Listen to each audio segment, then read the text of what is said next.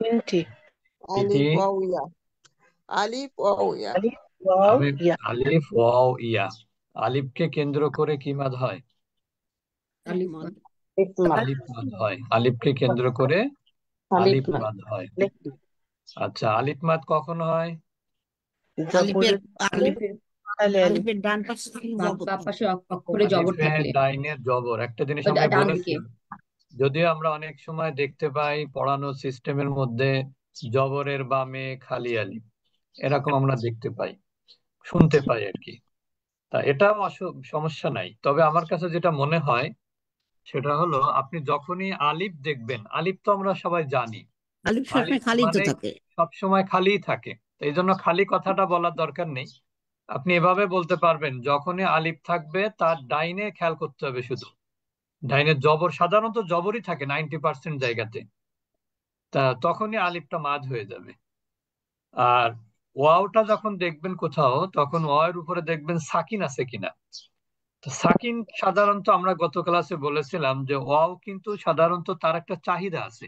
ওয়াওয়ের চাহিদা হলো, ওয়াও চাই তার পূর্বের অক্ষরে যেন পেশ হয়, পূর্বের অক্ষরে পেশ বেশ। হয়। কারণ বেশ। আহ ইসলাম কিন্তু সহজ, তাজবিদও সহজ, কোরআনও সহজ। এই জন্য যারা আরবরা ওয়াও সাকিনের পূর্বে পেশটাকে বেশি প্রত্যাশা করে পড়ার সুবিধার্থে। আমরা গত ক্লাসে বলেছিলাম, যেমন জুর, এটা পড়া সহজ না যাও পড়া সহজ, কোনটা সহজ? জু। জুর। তাহলে যখন ওয়াও সাকিন দেখবেন তার পূর্বে পেশ থাকলে সেটা ওয়াও মাদ। ইয়া যখন সাকিন দেখবেন তখন তার পূর্বের অক্ষরে জের, ইয়ার চাহিদা হলো জের। তো ইয়ার সাকিনের পূর্বে যদি জের থাকে তাহলে সেটা ইয়ামাদ হয়। আজকে আমরা চলে যাব, এটা তো আসলে আহ একটা সংক্ষিপ্ত, একটা ব্যাপক আর কি বলতে পারেন, বৃহৎ যেটাকে আমরা বলি। তো আজকে আমরা চলে যাব সংক্ষিপ্ত মাদে। সংক্ষিপ্ত মাদ বলতে আমরা যেটাকে গ্রামের দিকে আমরা ছোটবেলায় পড়েছি হলো খাড়া জবর খাড়া জের উল্টা পেশ, এবং বাংলাদেশে অধিকাংশ জায়গাতে এভাবেই পড়ানো হয়। কিন্তু ইন্টারন্যাশনালি এই যে যে জবরটা দেখতে পাচ্ছেন খাড়া, এটা দেখতে অনেকটা কার মতো? আলিফের মতো। ছোট আলিফ। অনেকটা কার মতো? আলিফের মতো না? আলিফের মতো। জি। জি। এই জি। জন্য এটা ইন্টারন্যাশনালি এটাকে বলা হয় আলিফ সগীরা। আলিফ সগীরা মানে হচ্ছে ছোট আলিফ। সগীর মানে ছোট। আমরা তো আল্লাহর কাছে যখন ক্ষমা চাই তখন কি বলি? আল্লাহ, আপনি আমার সগীরা গুনাহ কাবিরা গুনাহ মাফ করে দেন। তো এখানে সগীর মানে হচ্ছে ছোট, ছোট আলিফ। আর একটা হচ্ছে কি বড় আলিফ নাকি? বড় আলিফ। ছোট আলিফ জি। যেটা, সেটা হলো আলিফের 3 ভাগের 1 ভাগ হয়, বা দুই ভাগের 1 ভাগ হয় আর কি, এরকম আর কি। জি। তা এটা হচ্ছে ছোট আলিফ বলা হয়, এটাকে আলিফ সগীরা বলা হয়। অসুবিধা নেই, আপনি খাড়া জবরও বলতে পারেন, কোনো সমস্যা নাই। এই জন্য এই আলিফ খাড়া জবরটা, এটা কার সাথে মিল আছে? আলিফ মাদের সাথে মিল আছে। দেখেন জি। একটু, জি। জি। যেমন দেখেন হার পরে খাড়া জবর, তাহলে কি উচ্চারণ হয়? হ্যাঁ। হা। আবার হা আলিফ জবর হা, পার্থক্য আছে কোনো উচ্চারণে? না। না। না। পার্থক্য এতটুকু যে এইটা লিখতে গেলে মাত্র একটা অক্ষর একটা হরকত লাগে, এটা সংক্ষিপ্ত। আর এইটা হলো 2টা অক্ষর লাগে, একটা হরকত লাগে। তাহলে কি হলো? 2/3। এটা থেকে এটা কি 2/3। এখানে যদি 3টা ধরেন তাহলে এটা 2টা। তো সেই হিসেবে এটা কিন্তু সংক্ষিপ্ত রূপ। আলিফ মাদের সংক্ষিপ্ত রূপ হচ্ছে কি খাড়া খারাজ। জবর। খাড়া আলিফ জবর। মাদের আলিফ সগিরা। সংক্ষিপ্ত রূপ হলো খাড়া জবর। খাড়া যেমন জবর। দেখবেন সূরা কুরাইশ, কোন কোন কোরআনে আমি এরকম দেখেছি। আমরা তো সাধারণত যেটা পাই ইলাফিহিম, খাড়া জের দেখতে পাই জি। ইলাফিহিম, কিন্তু আমি একটা কোরআনে এরকম পেয়েছি ইয়া মাদ দিয়ে তারা পড়েছে ইলা, হামজা ইয়াজের ই, এইভাবেও কিন্তু আমি পেয়েছি। একই তাই জিনিস। বলেন, তাহলে এটা সংক্ষিপ্ত কোনটা? খারাজের। খারাজ। এই এই একই পার্থক্যটা কি? পার্থক্যটা হলো সংক্ষিপ্ত, আর এটা হচ্ছে কি মানে একটু ইলাবার। বেশি। বড় বুঝতে সড়ো। পেরেছেন? তাহলে এইটাই হচ্ছে আমাদের কি আপনার খাড়া জবরের নিয়ম। তাহলে খাড়া জবরটাকে আমরা আলিফ সগিরাও বলতে পারি, অথবা খাড়া জবরও বলতে পারি। আর খাড়া জবরটা অনেকটা আলিফ মাদের সাথে সেম সাউন্ড। খাড়া জবরের সাউন্ড কেমন? আলিফ মাদের সাউন্ড যেমন, খাড়া জবরের সাউন্ডও একই একই। রকম। তো আমরা একটু পড়বো। আলা, আলা, আখর, আখর, আখর। আখর। এখানে কিন্তু রয়ের উপরে জবর থাকলে কেউ রা বলবো না, খয়ের উপরে জবর থাকলে কেউ খা বলবো না। এই দুইটাই হবে অধ্বনি, অধ্বনি হবে, অধ্বনি, আধ্বনি না। তাহলে কি হবে? আখর, আখর, খর, Horo, আখর, আখর, ইলাহা। ইলাহা। আচ্ছা, এরপর আমরা চলে যাব আমানা। আমানা, এখানে আমরা হামজার উপরে মাদ আছে, মিম এবং নুনের উপরে মাদ নাই। যেখানে মাদ নাই সেখানে দ্রুত পড়তে হয়। আমানা আমানা, ইলাহ। ইলাহা। এখন দেখেন এখানে কিন্তু তিনটা অক্ষর, হামজা, লাম, ইয়া। yeah, কিন্তু লিয়াটা পড়া হচ্ছে না কোন কোন ভিত্তিতে, কিসের ভিত্তিতে? No sign, no sound, no sign, no no sound. Sound. কোন অক্ষরের উপরে যদি কি না থাকে, সাইন না থাকে, কিন্তু তাহলে শব্দ সে অক্ষরের কোনো সাউন্ড হবে না। কোন অক্ষরে সাইন না থাকলে সে অক্ষরে কি হবে না? সাউন্ড উচ্চারণ হবে না। তবে একটা জিনিস মাথায় রাখবেন, সাধারণত যখন দেখবেন ইয়াটা খালি থাকে শেষে, মাঝখানে না, কিন্তু ইয়াটা মাঝখানে সাধারণত খালি থাকে না। শেষের অক্ষর যখন ইয়া হয় তখন ইয়া খালি থাকে কোন কন্ডিশনে? যখন তার পূর্বের অক্ষরে খাড়া জবর হয়। ইয়া কখন খালি থাকে শেষের অক্ষরে? যখন পূর্বের অক্ষরে তার খাড়া জবর পূর্বে থাকে। যখন খাড়া জবর থাকে, মনে রাখবেন। ইয়া তখনই খালি থাকে, শব্দের শেষ অক্ষরে যখন ইয়া থাকে তখন কখনো খালি থাকবে কখন? যখন তার পূর্বের অক্ষরে খাড়া জবর খাড়া থাকে। জবর থাকবে। মনে থাকবে? জি এখানে যদি জবর থাকতো তাহলে কিন্তু খালি নাও থাকতে পারতো, কিন্তু যেহেতু খাড়া জবর ওই জন্য কি হবে? এখানে খালি থাকবে।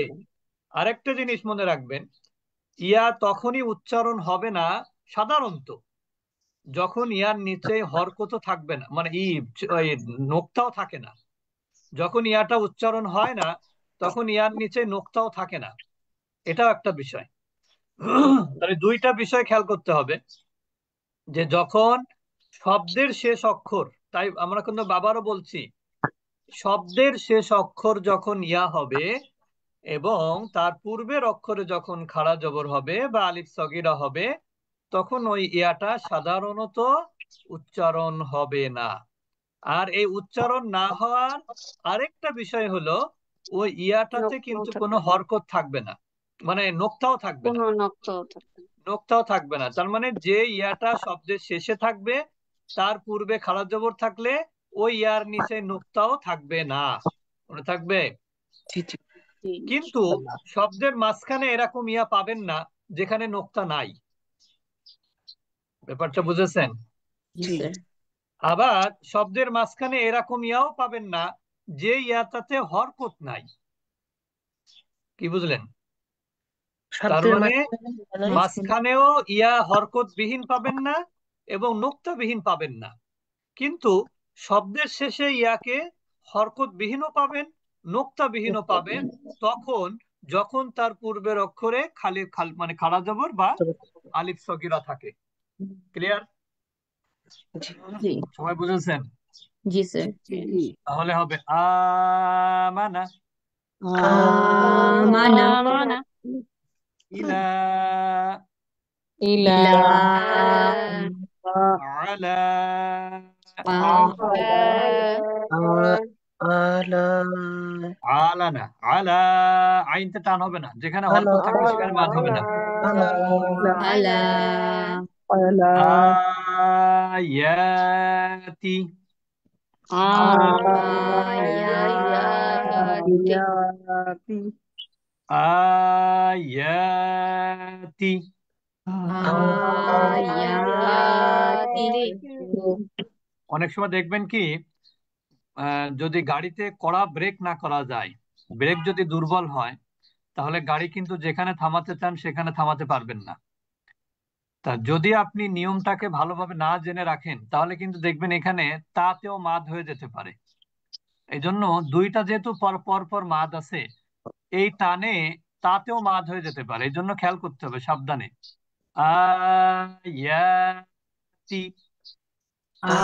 আয়াতি হাযা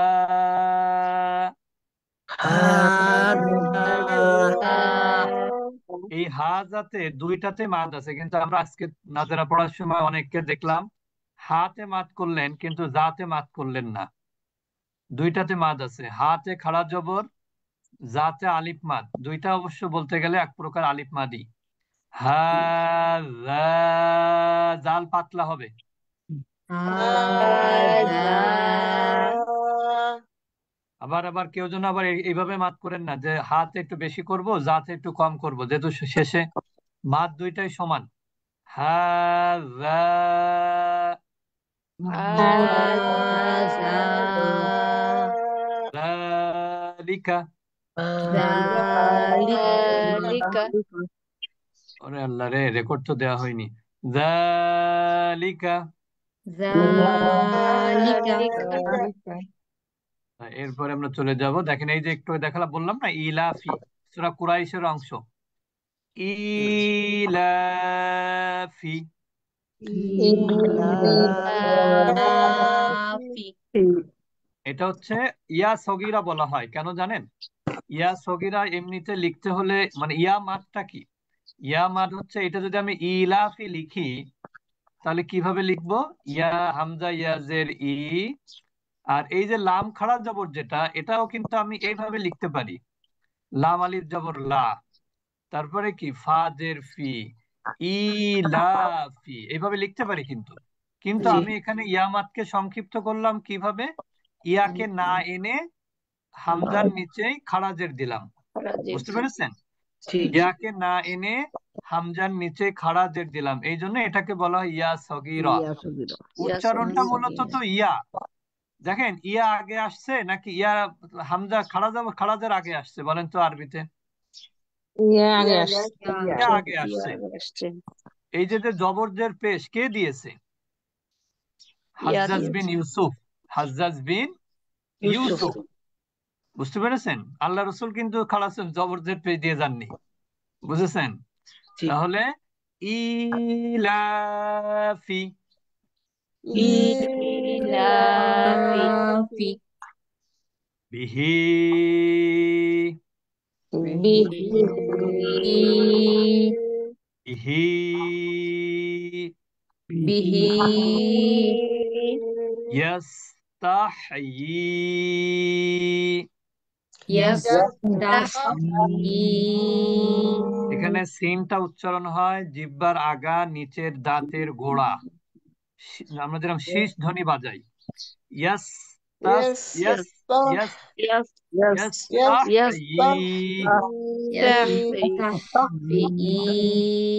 ইয়াস্তাহয়ি।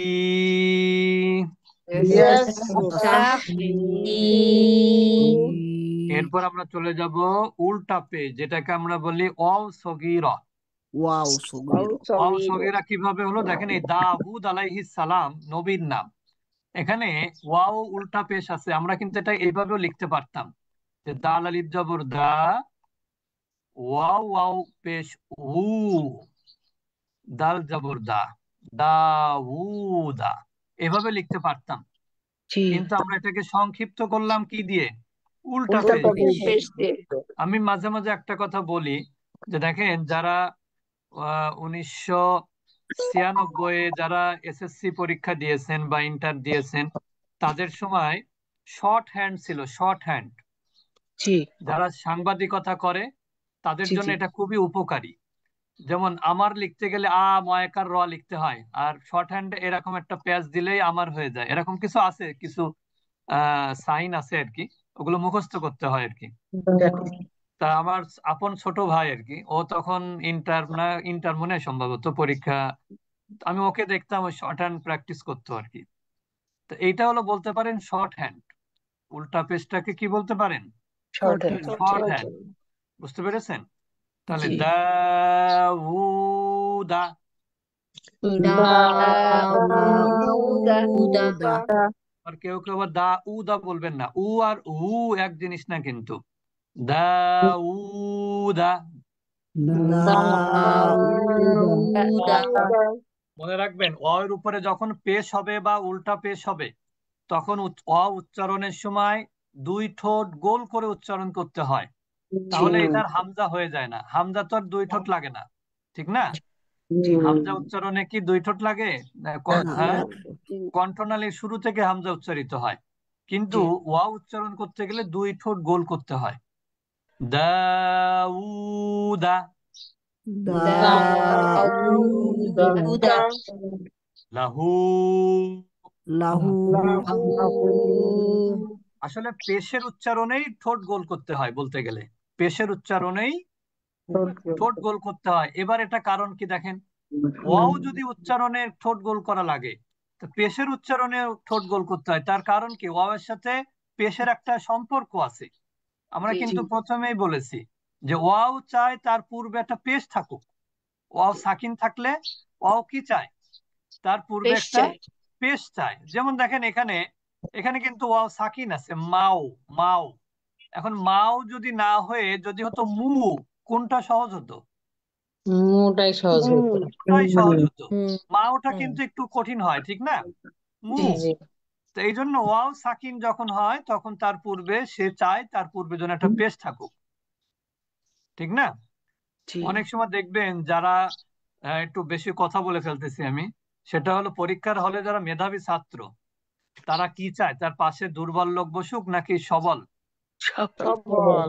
না না না না না, পরীক্ষার দুর্বল হলে চাই। যে সে চায় দুর্বল। কারণ কি, তার পাশে যদি আরেকজন তার মতন কেউ বসে, তাহলে দেখা দেখি করে সে যদি আমার থেকে নাম্বার বেশি পেয়ে যায়, এরকম একটাই থাকে না? বুঝতে পেরেছেন? তা ওইরকম মানে উচ্চারণে সহজটাই অ চায়, উচ্চারণে সহজটাই ইয়া চায়, মানে যে হরকতের উচ্চারণটা সহজ হয় সেটা তাকে চায়। এই জন্য এখানে মাউ উদাতু, মাউদাতু মাউ উদাতু, মাউদাতু দাউদা, দাউদা দাউদা লাহু, লাহু মাউ উদাতু। মাউদাতু তাহলে আমরা এই গত 2 দিন শনি এবং সোম, এই 2 দিনে আমরা কিন্তু মোটামুটি মৌলিক মাদ, যেটাকে আমরা বলি মাদ্দে আসলি, আসলি শব্দটা আমরা গত ক্লাসেই বলেছি। আসলি শব্দটা বাংলায় হলো মৌলিক বা আসল মূল, এটা আরবি শব্দ কিন্তু।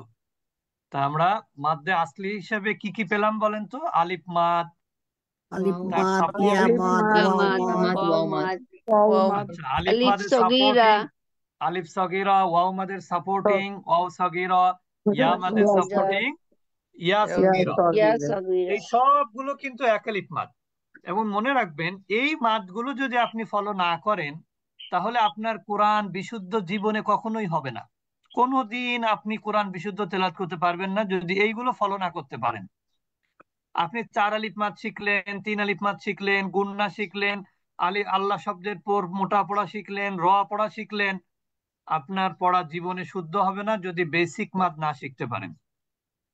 আলিফ মাদ না শিখলে, বেসিক মাদ না শিখলে তো 3 আলিফ 4 আলিফ মাদ শিখতে পারবেন না, কোনোদিন পারবেন না। আর মাদ যদি আপনার সবকিছু তাজবিদের সব জানেন, আপনি 99টা নিয়ম হলে যদি 98টাই জানেন, তাহলেও আপনার মাদ না জানলে কোরআন কি করতে পারবেন না? শুদ্ধ হতে পারবেন শুদ্ধ করে পড়তে বিশুদ্ধ পারবেন না। তেলাওয়াত হবে না। না। এই জন্য এই বিষয়গুলো খুবই গুরুত্বপূর্ণ। আমরা ইনশাল্লাহ আমাদের ক্লাসটা আসলে আমরা তাজবিদের ক্লাসটা আধা ঘন্টায় নেই, কারণ মানুষের ধৈর্যের একটা ব্যাপার আছে। ভোরবে সকালবেলা অনেকে ব্যস্ততা থাকে, অনেকে হাঁটতে যায়, অনেকে অফিস থাকে, রান্না বান্না থাকে। এই জন্য আমরা একটু তাজবিদটা একটু কম পড়িয়ে আমরা নাজেরা ক্লাসটা একটু বেশি সময় দেই। তো আমরা আজকে যতটুকু পড়লাম আমরা মোটামুটি মৌলিক মাদ বা মাদ্দে আসলি আমরা শেষ করলাম। আগামী শনিবার ইনশাল্লাহ আমাদের আরেকটা ক্লাস আপনাদের বলছি, সেটা হলো আমাদের কিন্তু ছেলেদের স্পেশাল ক্লাস আছে, মেয়েদেরও স্পেশাল ক্লাস আছে। ছেলেদের স্পেশাল ক্লাস হয় মঙ্গলবার রাত 8:45টায়, একই লিঙ্ক। বৃহস্পতিবার রাত 8:45টায়। মেয়েদের স্পেশাল ক্লাস আছে সোমবার মানে আজকে রাত 8টায়, এবং বুধবার রাত 8টায়। আরেকটা জিনিস বলি যে এখানে ছেলে মেয়ে আসলে আমাদের ছেলের সংখ্যা খুবই কম, মানে যে ছেলে মেয়ে যে কম্বাইন্ড ক্লাসগুলো হয় এটা আমরা যদিও কিছু বলি না, কিন্তু আমাদের মেয়েদেরকে বেশি আমরা ই রাখি আর কি। এই জন্য ছেলেদের আলাদা ক্লাস শুরু করেছি। তবে এখানে ছেলেরা আমাদের সাধারণত থাকে, দেখা যায় যদি 60 জন ছেলে মেয়ে থাকে তার মধ্যে 2-3 জন ছেলে থাকে, আর ছেলেরা তো কথা বলে না ক্লাসে, স্বাভাবিক। তা এই আর কি আমাদের অবস্থা। তা আমরা ইনশাল্লাহ এখন চলে যাব নাজেরা ক্লাসে, সূরা আল ইমরান। উস্তাদ শনি আর বুধবারে রাত 8টায়, শনি আর বুধ। সোম আর বুধ। ও তাহলে আজকে আছে।